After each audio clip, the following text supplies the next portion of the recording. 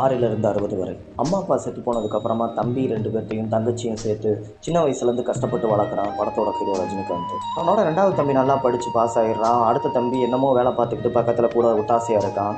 தங்கச்சி இன்னொருத்தியை லவ் பண்ணிகிட்டு இருக்கா. அப்போ இவனுக்கும் லவ் மலருது, பயங்கரமாக போயிட்டு இருக்கான். ஆனால் அவனோட வறுமையை காரணம் காட்டி அந்த பொண்ணு வேற ஒருத்தனை கல்யாணம் பண்ணிட்டு போயிடுது. சரின்னு வேறு வழியே இல்லாமல் தங்கச்சியை கட்டி கொடுக்கணும்னா சீர்வரிசை செய்யணும். இப்போ நம்ம கையில் காசே இல்லையே, என்னடா பண்ணுறதுன்னு யோசிச்சுட்டு இருந்தவன் கடைசியில் தன்னோட வாழ்க்கையே அடமானமாக வச்சு அந்த பொண்ணுக்கு வரக்கூடிய சீர்வரிசையை வச்சு தன்னோட தங்கச்சியை கட்டி கொடுத்துட்றான்.